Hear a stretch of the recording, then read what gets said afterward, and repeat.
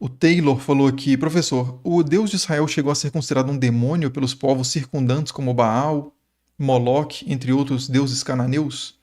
Assim como eram para os israelitas, como esses povos viam o Deus dos hebreus? No contexto dos tempos bíblicos ali, de, sei lá, dos reis, da monarquia, né, Ezequias, esses caras, Baal, Moloque não eram vistos como demônios, eram vistos como deuses.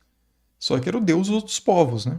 É que não deveria ser adorado porque o povo de Yahvé deveria adorar só a Yahvé e não os outros deuses. Era para que aquele povo não tivesse outros deuses além de Yahvé. É isso, o mandamento é esse, né? Não terás outros deuses diante de mim, ou acho que é isso, né? Perante mim. Mas assim, depois que há essa ideia de demônios, né? Ela tem alguma coisa a ver com certos espíritos.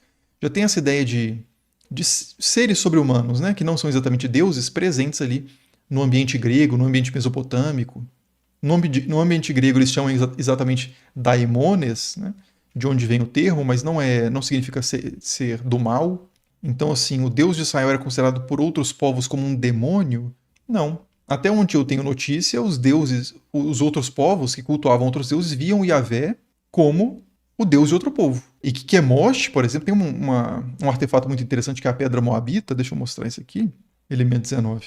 Pedra moabita. Esse é um artefato que ele conta uma história, os feitos do rei Mecha de Moabe, que é um reino vizinho ali da...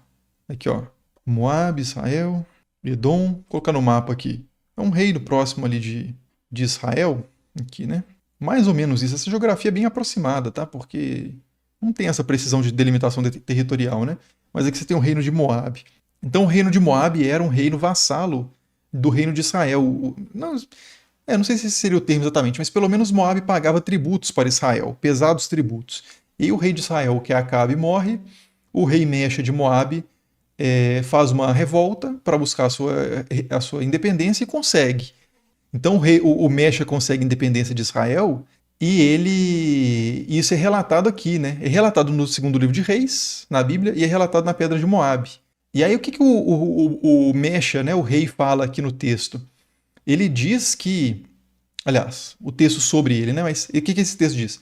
Diz que o deus Chemosh, foi até citado aí ou não? Não foi citado na pergunta do Taylor, não.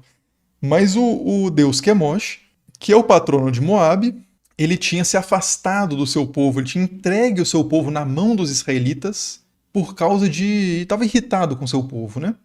E aí por isso que o reino de Moab acabou caindo no poder de Israel. Aí, nos tempos quando o Acabe morre e o Mecha está governando, o deus Chemosh volta a favorecer, ele levanta Mecha para reconquistar a independência de Moab. E aí, graças a esse favorecimento de Chemosh, os moabitas derrotam os israelitas, judaítas e edomitas, né? Porque esses três formam uma coalizão aqui para lutar contra Moab. Então, a racionalização é essa. Você tem aqui em Israel e Judá, Yahvé, talvez em diferentes épocas, outros deuses também, né? Baal, Asherá, isso é citado na Bíblia mesmo, né?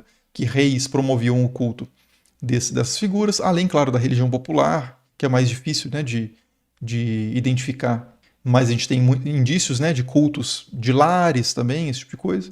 E os filisteus tinham seus deuses, né? O Dagon, não sei o quê. Os arameus tinham seus deuses. Aliás, o Dagon é aqui, né? Fenício. Enfim. Então, cada lugar tinha o seu deus. Eles viam isso como cada lugar tem seus deuses. É isso mesmo. Não é que o deus do povo adversário é mau. O deus do povo adversário é desfavorável a nós. Não é que ele seja mau, entende? É um mal relativo. É que ele faz mal para nós se o exército adversário for favorecido por ele e matar o nosso exército, né?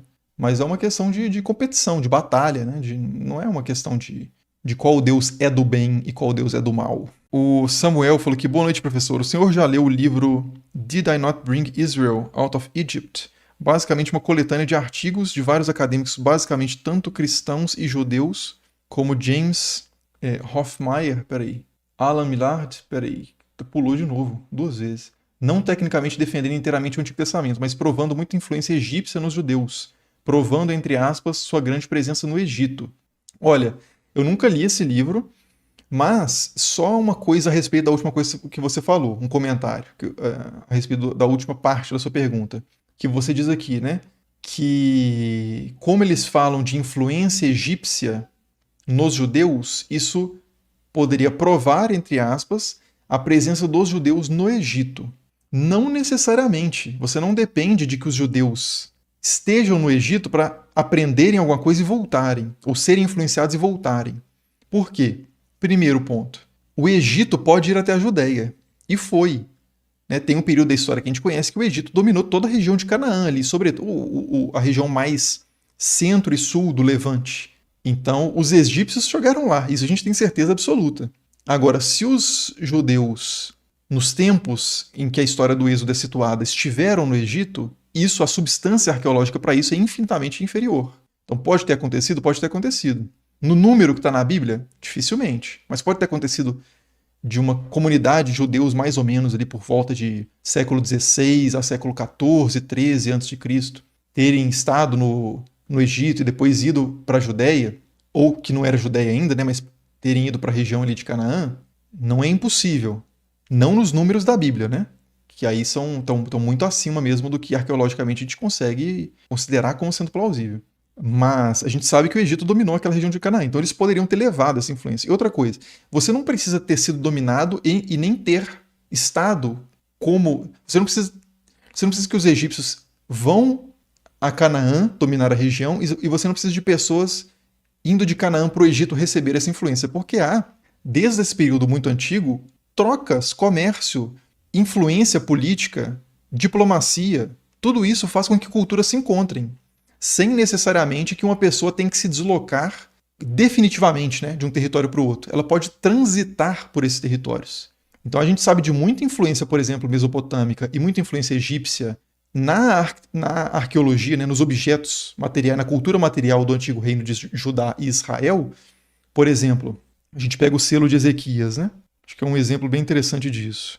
O selo de Ezequias, que eu já mostrei aqui algumas vezes, selo de Ezequias. Pô, isso aqui é egípcio até falar chega, né? Esse disco solar alado com um Ankh, isso aqui é difícil ser mais egípcio que isso aqui.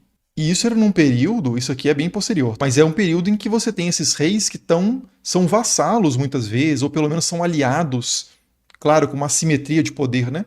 Gigante, mas aliados em alguma medida, de potências mesopotâmicas ou o Egito, porque os caras estão nesse corredor, né?